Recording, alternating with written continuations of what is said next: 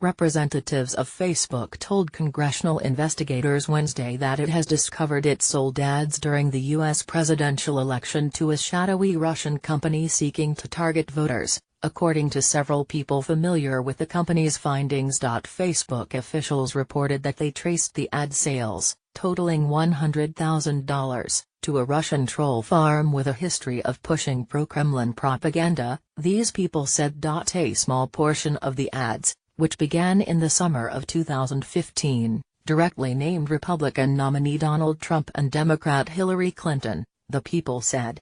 Most of the ads focused on pumping politically divisive issues such as gun rights and immigration fears, as well as gay rights and racial discrimination. The acknowledgement by Facebook comes as congressional investigators and special counsel Robert Mueller are probing Russian interference in the U.S. election, including allegations that the Kremlin may have coordinated with the Trump campaign. The U.S. intelligence community concluded in January that Russia had interfered in the U.S. election to help elect Trump, including by using paid social media trolls to spread fake news intended to influence public opinion. Even though the ad spending from Russia is tiny relative to overall campaign costs, the report from Facebook that a Russian firm was able to target political messages is likely to fuel pointed questions from investigators about whether the Russians received guidance from people in the United States, a question some Democrats have been asking for months. I get the fact that the Russian intel services could figure out how to manipulate and use the bots. Whether they could know how to target states and levels of voters that the Democrats weren't even aware really raises some questions.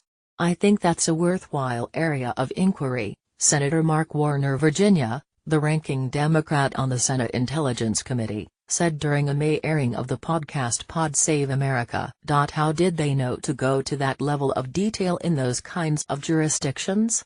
An official familiar with Facebook's internal investigation said the company does not have the ability to determine whether the ads it sold represented any sort of coordination. The acknowledgement by Facebook follows months of criticism that the social media company served as a platform for the spread of false information before the November election. In a statement posted days after the election, Facebook founder Mark Zuckerberg promised to explore the issue but said that 99% of information found on Facebook is authentic and only a very small amount is fake or hoaxes.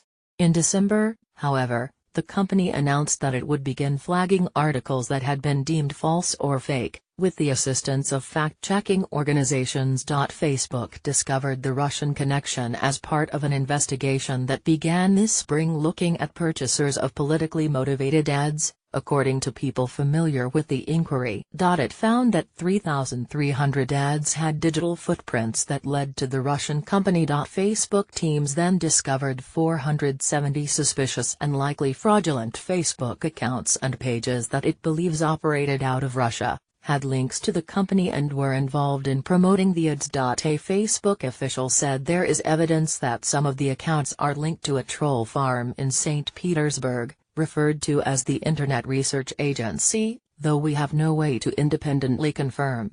The official declined to release any of the ads it traced to Russian companies or entities. Our data policy and federal law limit our ability to share user data and content, so we won't be releasing any ads, the official said. The official added that the ads were directed at people on Facebook who had expressed interest in subjects explored on those pages, such as LGBT community, Black social issues, the Second Amendment, and immigration. Alex Stamos, Facebook's chief security officer, said in a statement that the company is committed to continuing to protect the integrity of its site and improve its ability to track fraudulent accounts. He said Facebook has shut down the accounts that remained active.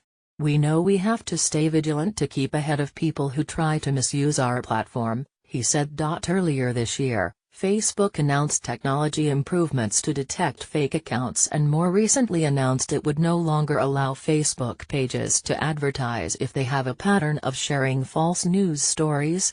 Over the past few months, Stamos said, The company has also taken action to block fake accounts tied to election meddling in France and Germany. The Internet Research Agency has received attention in the past for its activity. In 2013, hackers released internal company documents showing it employed 600 people across Russia. Ex-employees who have gone public with their experiences at the company in internet postings and in media interviews have